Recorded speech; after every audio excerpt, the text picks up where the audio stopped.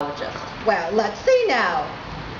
Blue vitriol, rustic acid, and ground glass. Oh, hot weather things. Oh, listen, nothing would hurt Reggie. He thrives on buckets of blood and sudden death. How many mysteries has he written? Well, I believe his collection would probably circle the Empire State Building, or me. Come on, I'm not going to let you be lonely.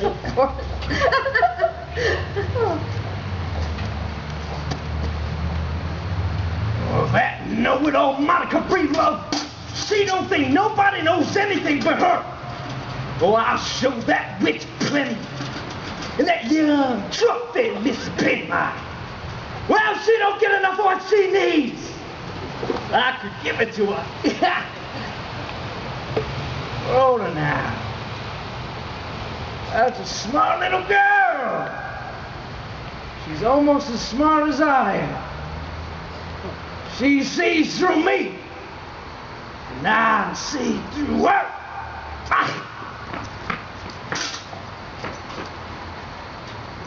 By damn, she's smart.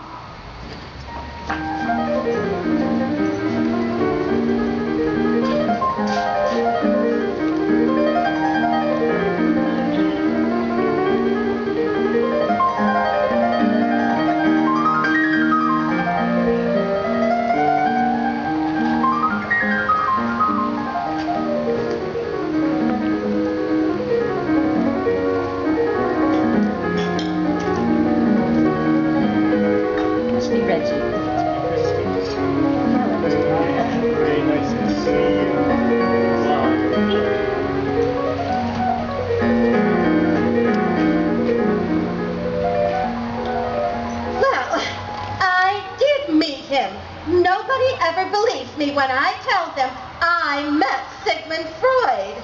Come now. They believe you. Well, you know, it's just automatic flattery. They agree with me just because they know I'm old enough. They voice doubts just for that. But it wasn't Freud who analyzed me. It was Dr. Kettlebaum in London. Now we're off. And that was my choice, too. Not that I minimize Freud's professional standing, because I do consider him the great mind of our time. But Dr. Kettlebaum, why, Dr. Kettlebaum was more simpatico, if you know what I mean. Oh, it means simpatico, if you know what that means. Oh. Well, now, Freud loathed American women. Oh? Oh, yes, especially the ones that talked back to him. And I loathed his prejudice against feminine independence. Was Freud prejudiced? Indeed he was. Why, he bristled every time I suggested that women have more sense than men. Monica, really? Well, did the analysis do you any good, actually? Well, it broke up my marriage. It forced me to look into the very bottom of my soul. What a spectacle. When I returned home, I asked Mr. Breedlove for a divorce, and he didn't oppose.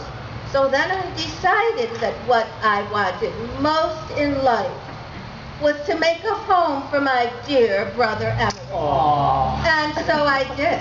But I don't think dear Emery appreciates, but what woman I can stand anything except talk about your analysis and analyzing of your friends and me. I don't want to look into the bottom of my soul.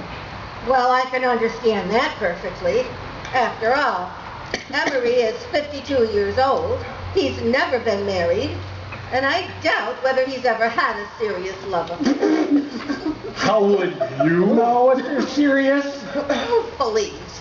Let's be objective here. What are Emery's deepest interests in life?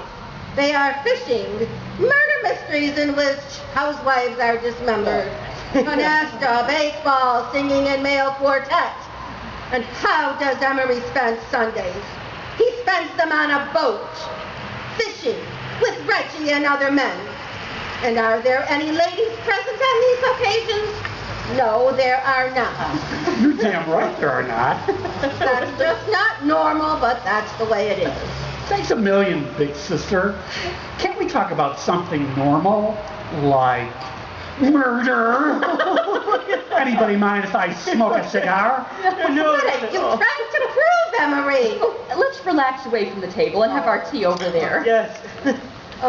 Reggie, you are the expert. Let's hear some of those stories. Any changes for the better. All right, I'll oblige.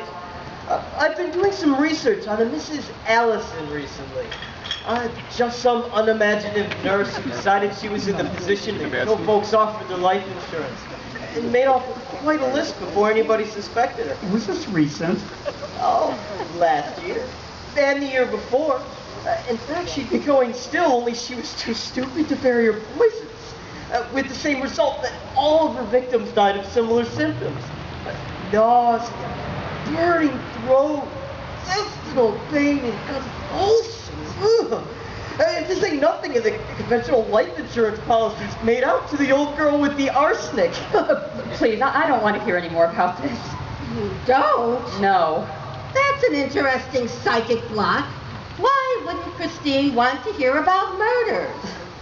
I don't know. I abhor violence of any kind. I even hate the revolver that Kenneth keeps in the house. Oh, well, do you hate the revolver more than the poison? Well, I hate them both.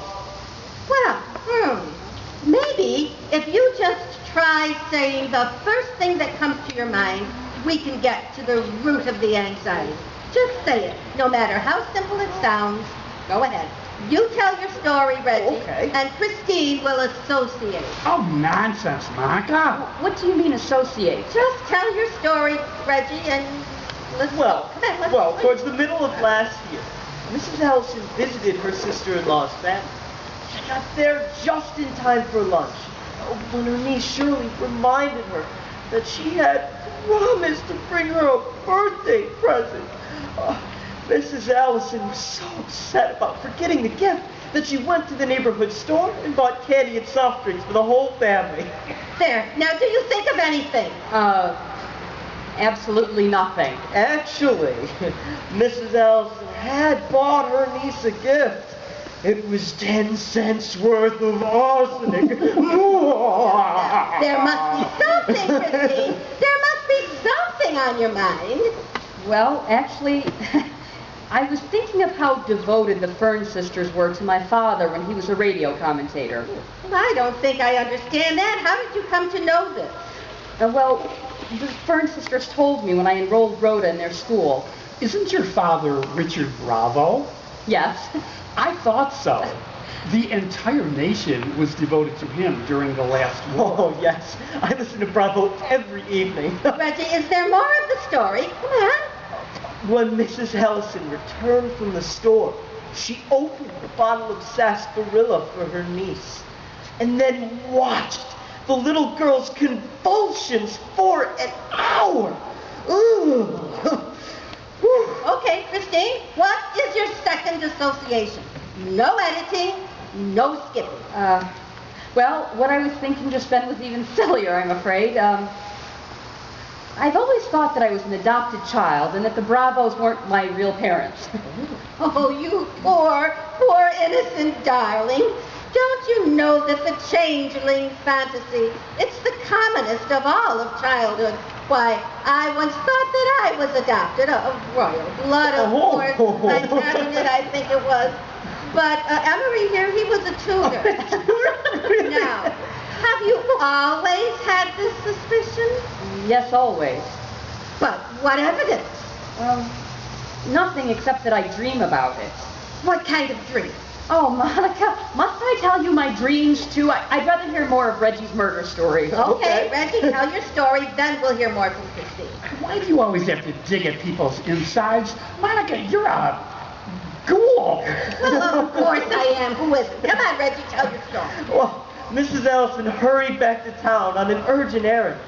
She had forgotten to pay the current premium on the policy on Shirley's life. And this was the last day of grace. Stupid. Oh, Mrs. Allison certainly was crude. But there have been some really gifted operators. Like Bessie Day. Oh, she never made a mistake. Never. left a trace.